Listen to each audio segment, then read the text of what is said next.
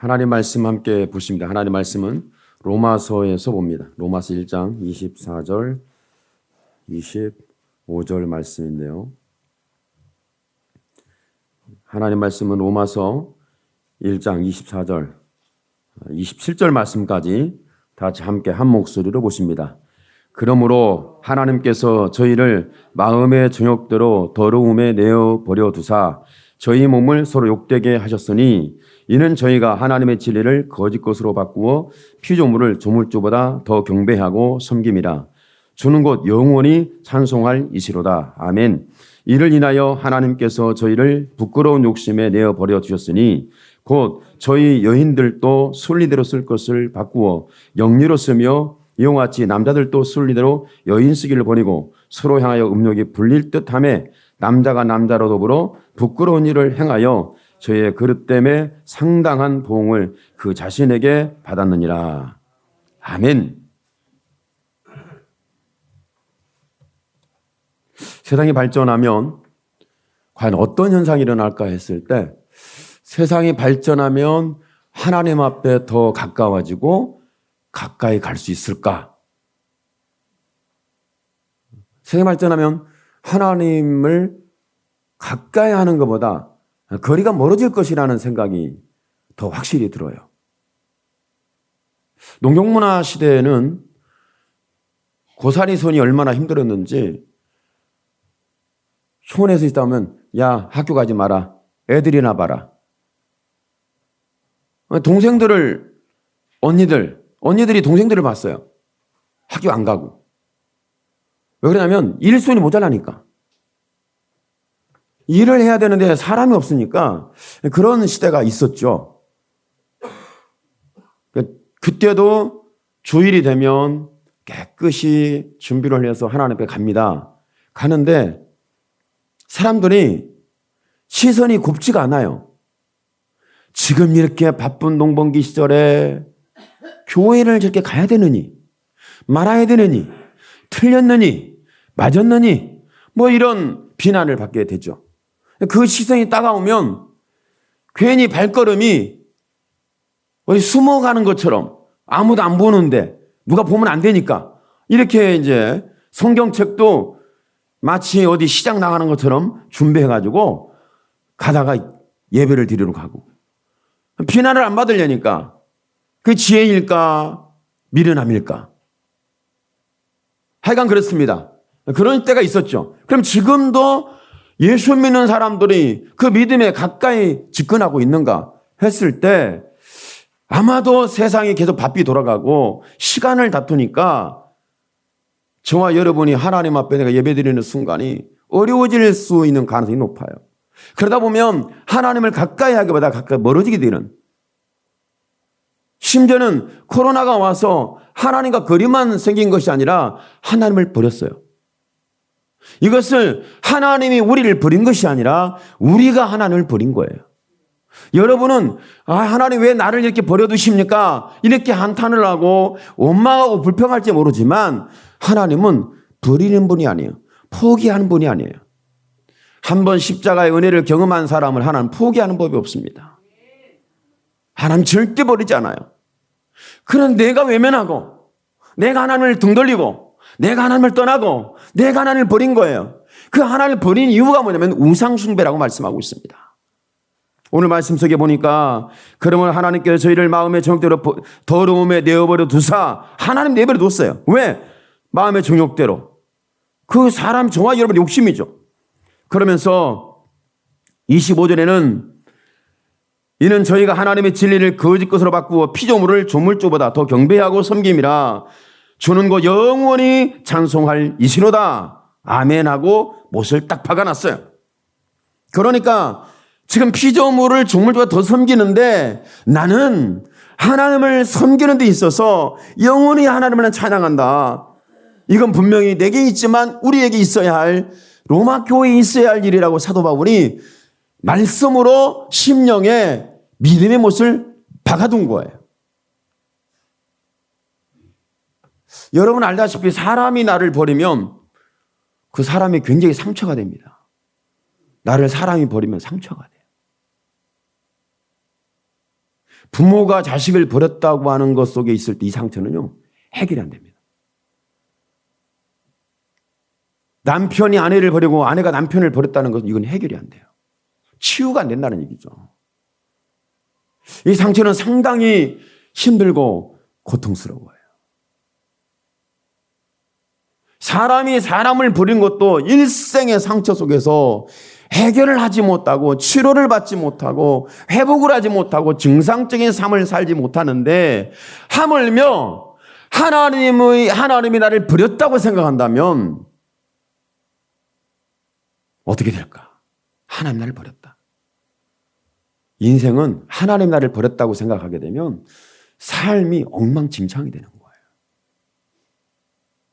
그런데 하나님이 우리를 버린 게 아니라는 거예요. 그러니까 말씀을 통하여 우리에게 주시는 것은 하나님이 우리를 버린 것이 아니라 너희가 하나님을 버렸다. 못을 단단히 받고 있어요. 그것이 우상숭배다. 그 우상숭배를 통하여 우리의 마음을 차지한 것이 마음의 정욕이다. 우상숭배라는 것은 어떤 형상을 섬기는 걸 말하잖아요.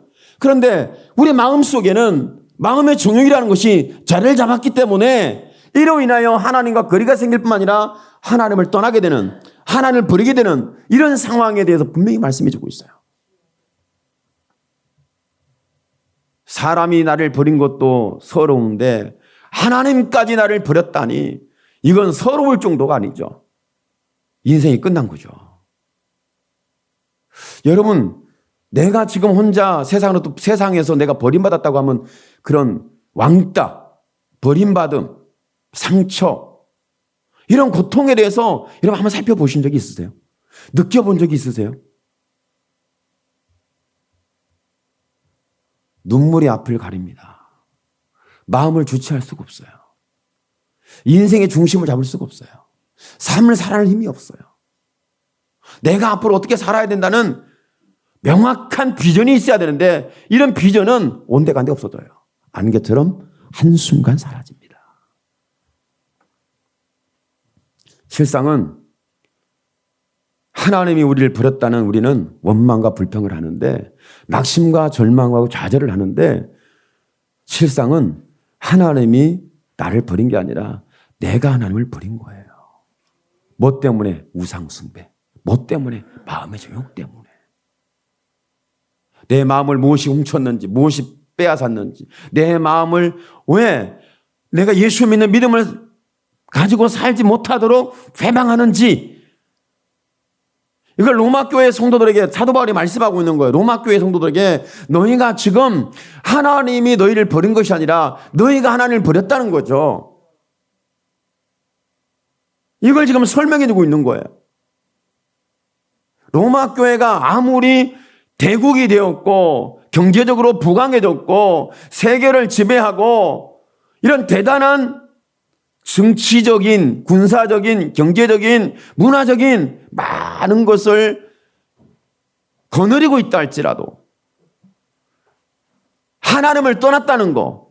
근데 하나님을 떠났는데 오늘 말씀해 보니까 구체적으로 말씀하는 부분이죠. 하나님의 진리를 거짓 것으로 바꾸어 피조물을 조물주보다 더 경배하고 섬깁니다.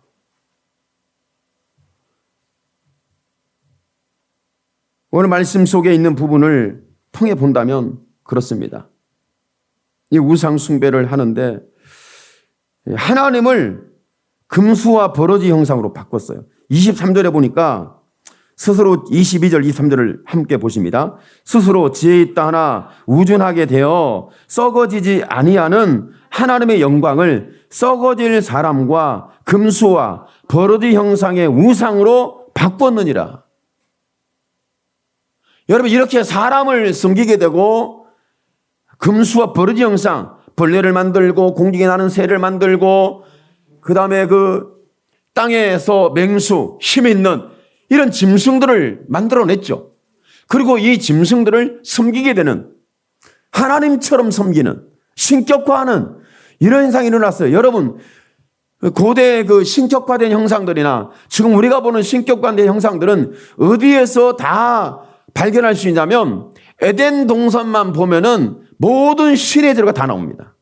에덴 동산에서 남신은 아담이 되고 여신은 하와가 되고 강을 섬기고 물을 섬기고 바람을 섬기고 나무의 선악과를 섬기는 나무를 섬기고 선악과 나무, 생명나무, 나무를 섬기는 거예요.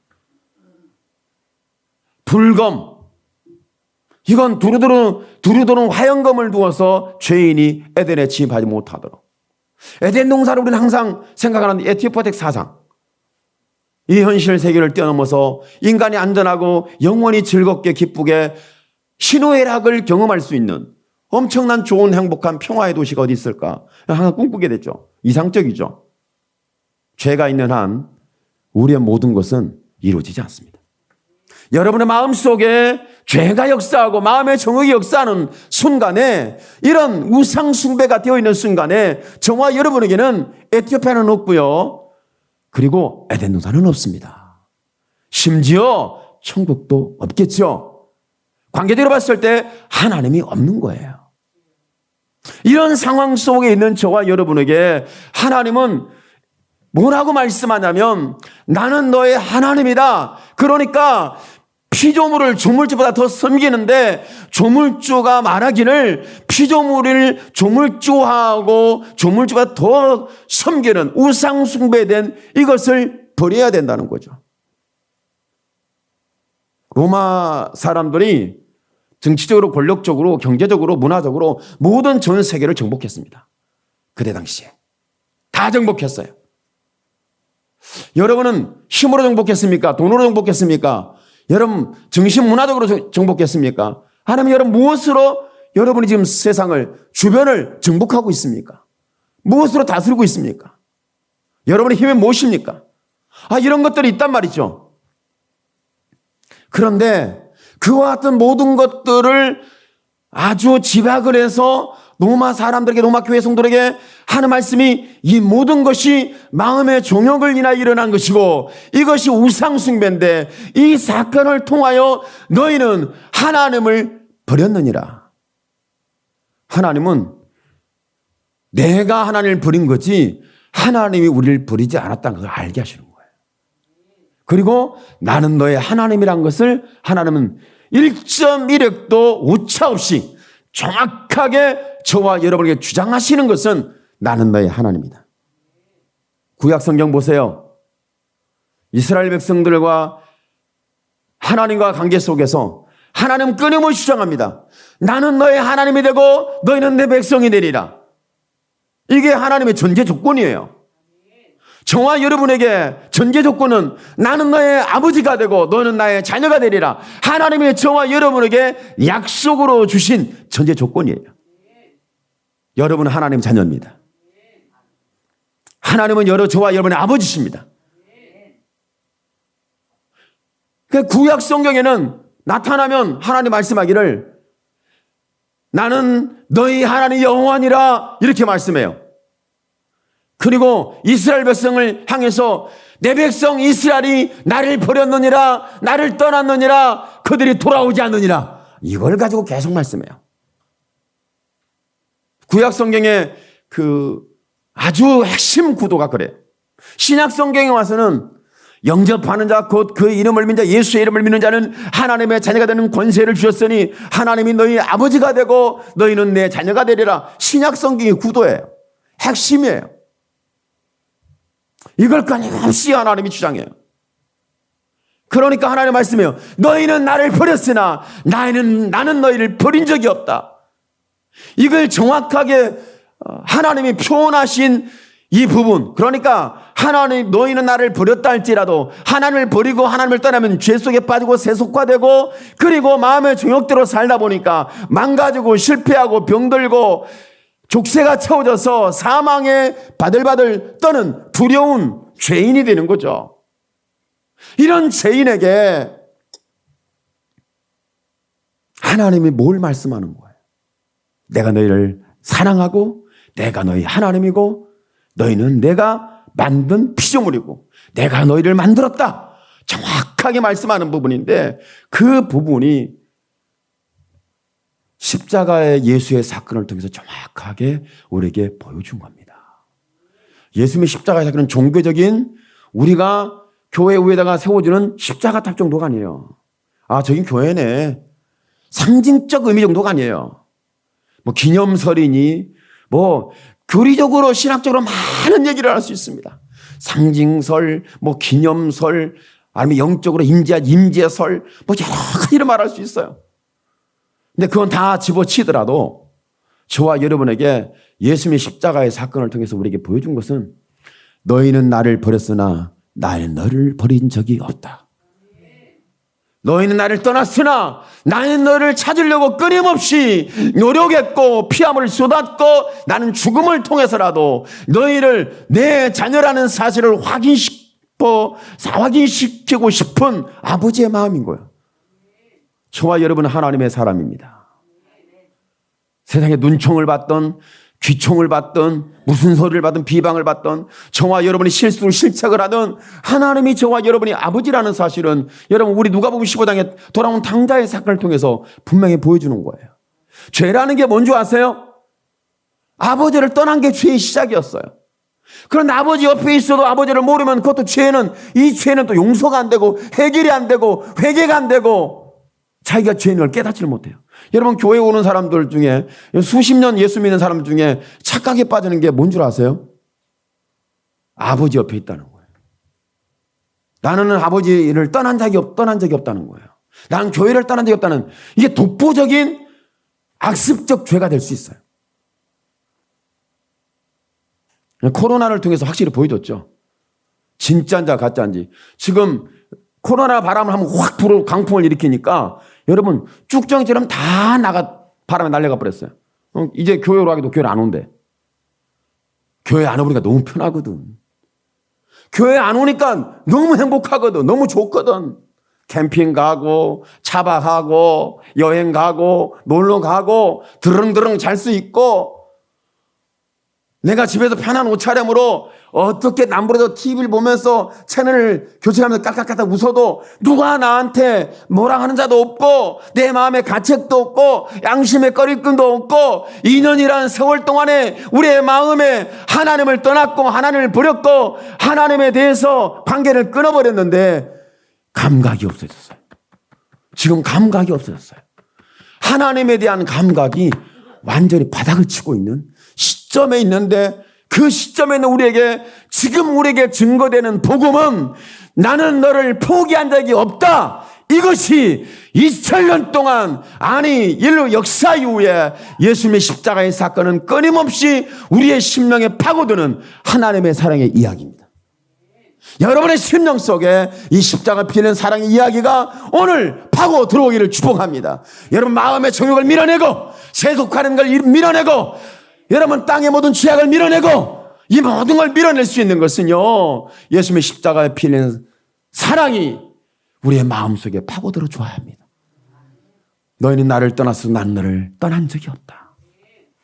그래서 사랑이라는 것은요 이렇게 하나님을 버리고 떠난 죄인을 말씀으로 불러들이는 거예요. 말씀으로 이끌어들이는 거예요. 말씀으로 붙잡아주는 거예요.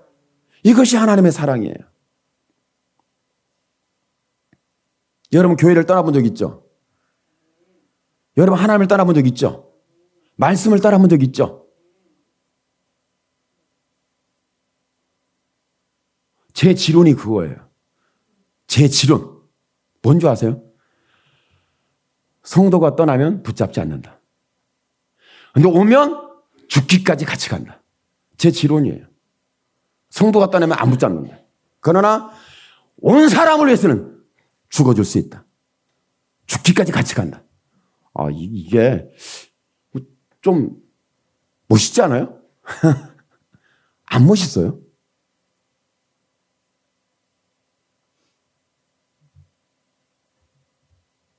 좀 이해가 안 될 수 있는데, 그냥 그래요.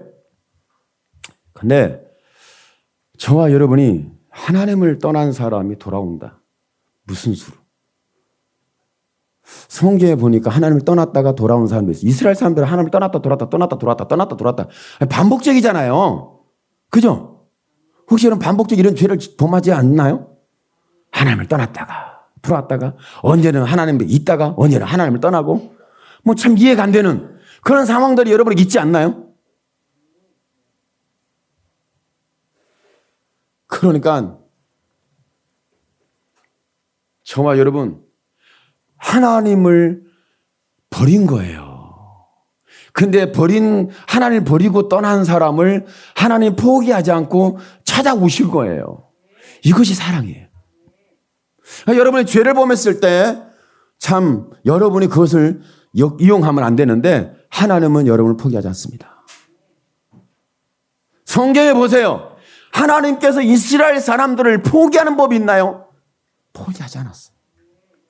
끊임없이 하나님을 떠나고 하나님을 등 돌리고 하나님 거리가 생기고 그럼에도 불구하고 하나님은 이스라엘의 하나님이라는 것에 대해서 부끄러워하지 않아요.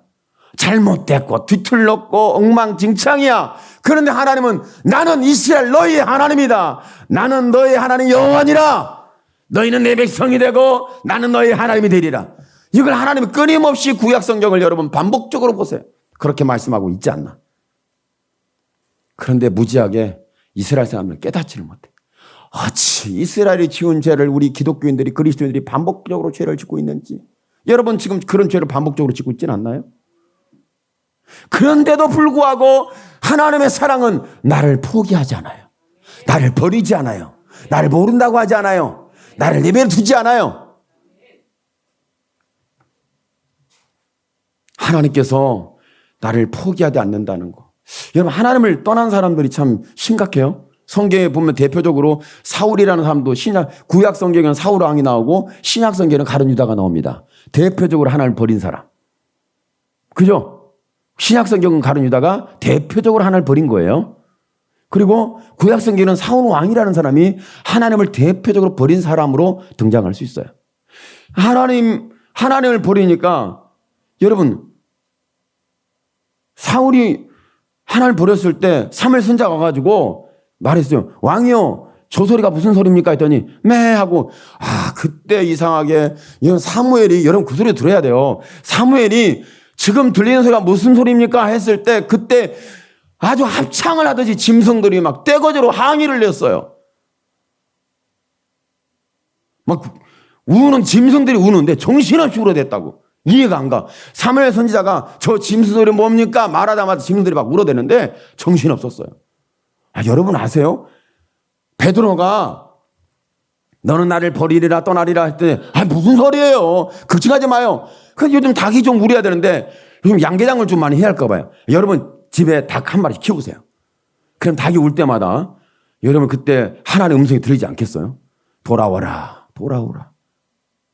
그러니까 하나님은 나는 하나님을 버리고 떠났는데 하나님 우리를 포기하는 법이 없다. 죄인을 하나님 놓지 않는다. 내가 비록 죄를 범했다 할지라도 하나님은 끊임없이 추적하고 쫓아오고 내 마음에 파고 들어와서 나는 너의 하나님이 되고 나는 너의 아버지가 되고 너희는 나의 자녀가 되고 너는 내 백성이 되리라. 이것을 끊임없이 주장하시는 것이 하나님의 사랑이에요. 여러분을 예수님의 피값으로 샀다는 걸 끊임없이 주장하시고 말씀하시고 우리의 심령에 파고드는 은혜가 뭐냐면 바로 하나님의 사랑입니다. 하나님은 여러분을 사랑해요. 코로나 때문에 축제가 다 날아갔는데 그런데도 하나님의 사랑을 기다린대. 저 같으면 거기다가 불 하나 싹 이게 불쏘시개 하나 탁 던지면 확 다 없어질 것 같잖아요. 근데 하나님 불을 던지질 않아. 지금도 말씀을 주고 있어요. 지금도 하나님의 손을 내밀고 있어요. 지금도 십자가 피는 은혜를 쏟아붓고 있지 않습니까? 나는 하나님을 버렸는데 나를 포기하지 않는 분. 그분이 예수입니다. 그것이 하나님의 사랑입니다. 로마 교회가 하나님을 버린 것이 뭐냐? 우상숭배라는 거. 이 말씀 속에 우상숭배 마음의 정욕이다 이렇게 하지만 정말 구체적으로 말하는 것이 22절, 23절 말씀이에요. 다시 한번 읽읍시다.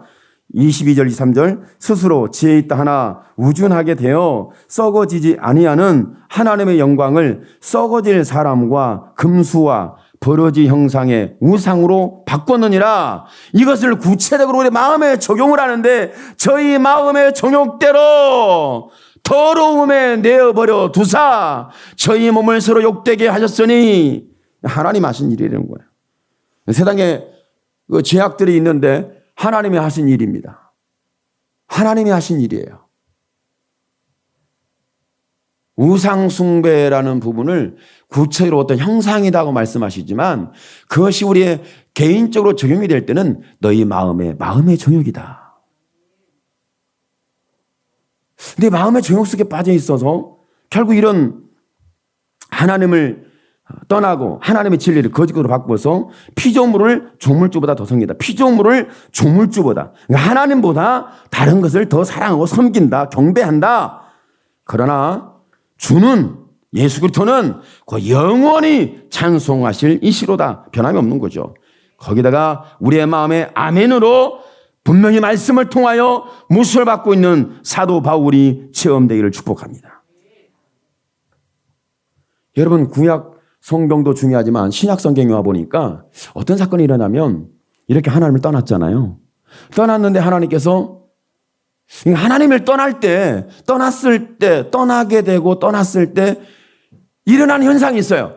그 말이 여러분은 그냥 나는 평신도니까 나는 뭐 그런 것 같아. 근데 제가 말씀을 드릴 때 목회자니까 좀 심각하게 이제 적용이 되어지는데 발람이 하나님의 백성을 저주하는 그 선지자라고 말하잖아요. 근데 거기에서 성경에서 정확히 뭐라고 말씀하고 있는지 아세요? 그 말씀 속에 선지자의 미친 선지자를 말 못하는 짐승을 통하여 금하였느니라. 이 말씀이 얼마나 멋있는지 몰라요. 안 멋있어요? 여러분은 좀 심각하군요. 저는 이 말씀이 참 멋있어요. 손자의 미친 입을, 미친 말을, 미친 생각을, 미친 행동을, 미친 삶을, 미친 사역을, 미친 이것을 말 못하는 짐승을 통해서 금지했다. 하나님의 사랑이 너무 놀라워요. 미친 선자를 하나님께서 금지시키고 포기하지 않고 하나님 불법을 저지르지 않도록 그를 제동 역할을 하기 위해서 말 못하는 짐승을 사용했다는 거예요. 하나님의 사랑은 이렇게 놀라워요. 놀랍습니다. 그 말씀에 감동이 막 돼요. 내가 미쳤을 때 하나님 말 못하는 짐승 한 마리 보내주시옵소서. 이런 기도 한번 해봐야 하지 않겠어요? 내가 미친 자가 되었을 때 나 미쳤나 봐. 역시 여러분 미쳤어요. 여러분 그저 갑자기 내가 미쳤나 봐요. 잘 미쳤어요. 잘못 미쳤어요? 미쳤어요. 그런데도 불구하고 오늘 여러분이 미쳤는데 오늘 교회 왔어요. 삶 속에서 미쳤다고 막 했잖아요. 근데 교회에 왔어. 독특한 은혜입니다. 어떻게 미친 자가 교회를 오지? 하나님이 여러분을 이끌어주지 않으면 올 자가 없는 거예요. 그런 말씀의 연장선상으로 본다면 여러분 이렇게 타락할 때 미친 선지자의 활동이 있었는데 그런데 하나님이 또 시대를 깨울 때는요 선자들을 통해서 깨워요. 깨우는데 어떻게 깨우냐면 신약 성경에 와보니까 초대교회에 그때 핍박이 막 일어나고 있을 때에 그때에 예수님의 십자가의 사건을 외치죠. 베드로가 너희가 십자가 못 박힌 죽인 예수가 그리스도요 구원이요 메시아요 하나님 아들이요 우리의 영원한 하나님의 사랑의 표현이다. 이 말을 듣고요 사람들이 마음에 찔림을 얻었대요. 마음이 찔렸대요. 막 가슴이 누가 날카로운 예리한 칼로 심장을 찔리지도 않았는데 말씀이 그렇게 예리하게 역사해. 그러니까 저와 여러분의 신앙에서 하나님의 말씀이 예리하게 우리의 심령, 양심, 우리의 마음, 우리의 중심을 파고 들어와야 합니다. 파고 들어와서 찔러 쪼개는, 나를 깨우는, 나를 흔드는 이런 역사가 일어나야죠.